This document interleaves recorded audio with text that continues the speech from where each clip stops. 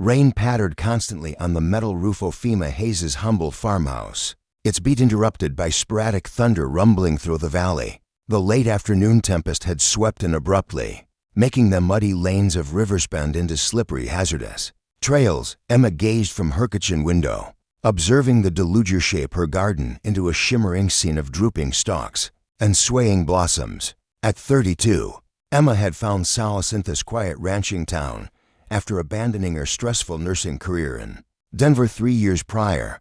Her grandmother's farms, bequeathed to her after Grant's death, had become both refuge and mission. The modest herb patch she'd begun to honor her grandmother's legacy had steadily grown into a flourishing enterprise, providing natural cures to townsfolk who favored her potions and ointments over costly drugs. At the town's sole pharmacy, the faint hum of an engine faltering drew Emma from her reverie.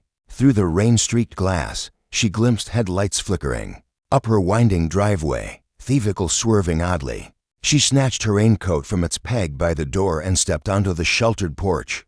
Just as an aging pickup truck jolted to a halt, the driver's door swung open, and a manhole collapsed onto the soggy earth. "Hey," Emma shouted, hurrying down the steps despite the downpour. "Are you all right?" The man struggled to rise, one hand clutched against his side. Even stupid in agony, she could see he was tall, broad-shouldered beneath a now drenched plaid shirt with torn-off sleeves. His dark hair clung to his brow, partly hiding his face. "Sorry to bother you, Mum," he gasped, his voice strained with pain. "Got into a spat with a bull at the Wilson place. Think I might have busted some ribs." Emma slid her shoulder under his arm. "Let's get you indoors. I'm a nurse." Was a nurse. "I can help." Together, they shuffled slowly to the porch, the man leaning heavily on her. Once under the roof's cover, Emma got a clear view of him, rugged features, several-day stubble, and eyes shadowed with pain. An nasty cut traced his hairline, blood mingling with rainwater to streak his color. "I'm Emma Hayes," she said, easing him to sit against the house wall. "Jack," he gritted out.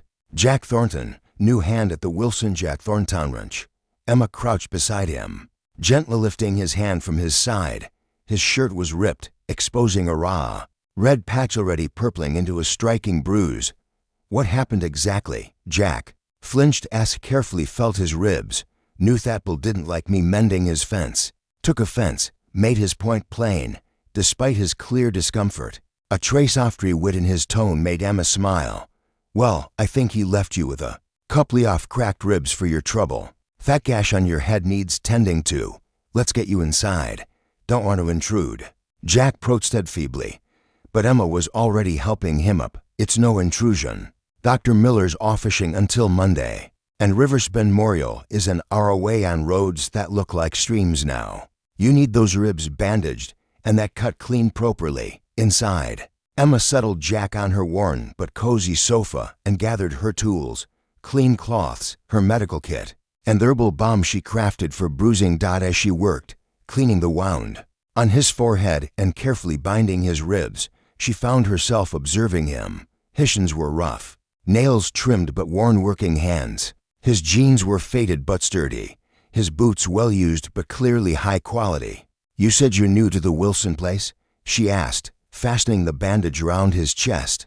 Jack nodded, then grimaced at the motion. "Started last week. Needed a break from." A shadow flitted across his face. "City life, corporate grind, nothing worth mentioning." Emma knew that tone sheetest it when locals asked why a skilled nurse had left her profession to tend herbs and brew remedies in her grandmother's old home. She didn't pry.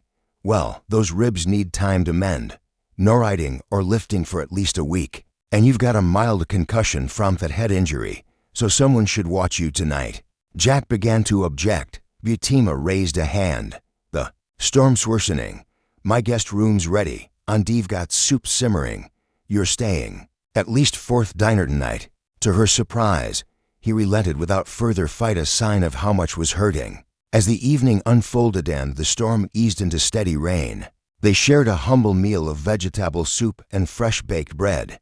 Jack ate cautiously, each motion careful to lessen pain, but his gratitude for the meal was clear. "Best food I've tasted since arriving in Riversbend," he said, accepting another bowl. The diner in town isn't famed for its kitchen skills. Emma chuckled. Marge does. Herbist, but cooking's not her calling. Thetown keeps the place going because we need a spot to meet and chat. What's the latest chatter? Jack asked, easing back gently against the sofa cushions. Emma handed him a mug of tea laced with willow bark and valerian. Drink this. It'll ease the pain and help you rest. She pondered his question as she sipped her own tea. Well, the hospital's always top talk.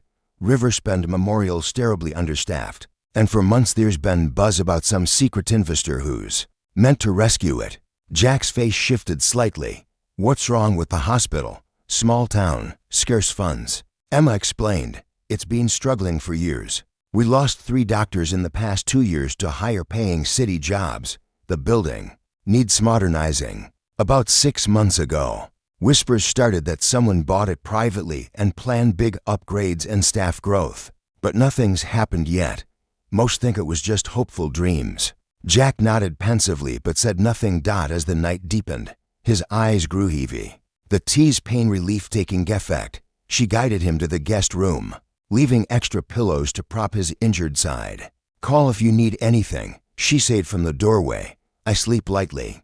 Thanks, Jack murmured, his voice rough with exhaustion. Not everyone would welcome a stranger these days. Emasmald, in Riversbend. We still believe in aiding neighbors. Rest well, Jack. The next morning broke clear and vibrant, the storm having cleansed everything.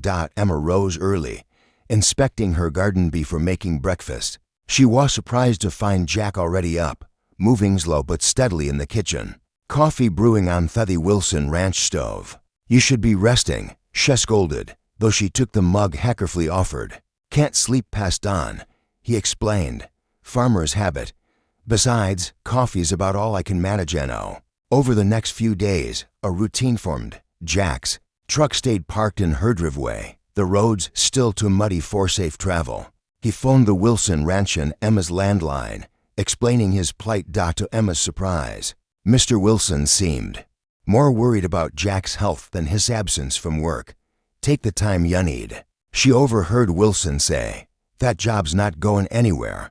Jack spent his days on Emma's porch, shifting his chair to follow the sun, sometimes helping with light tasks that didn't tax his healing ribs. Emma found herself enjoying his presence, his wry humor, his curious questions about her herb garden, the way he listened closely when she described the qualities of different plants. On the 4th day, as Amar placed the dressing on his head wound, she noticed him watching her work with keen interest. You're skilled at this, he remarked. Why'd you quit nursing? Emma's hands paused briefly before assuming. I was a nurse in Denver. Loved the job but loathed the system. Too many people slipping through gaps. Too many choices driven by insurance, not care. She fastened the new bandage before meeting his gaze. The breaking point was losing a patient, a young girl, because the specialist we needed was at another hospital and wouldn't come without insurance. Pre-approval. By the time it came, it was too late. Jack's face darkened. I'm sorry. After that, I couldn't keep going. My grandmother had just passed, leaving me this place. It came for what I thought would be a few weeks and found peace a different way. Told people. Jack nodded slowly. Your remedies work better than half the drugs you've tried. Emma smiled. Don't let Drive Miller hear that. He puts up with my herb witch status because his waiting room would be even fuller without me. On the morning of the 5th day, Jack's phone rang, the first call he'd gotten since arriving. Emma was in the garden but could see him through the window, his stance suddenly stiff, his replies brief and formal. When he returned to the perch, something had shifted. Everything okay? She asked, setting down her basket of fresh-picked lavender. I need to head back to town, he said, his face hard to read. Some matters came up.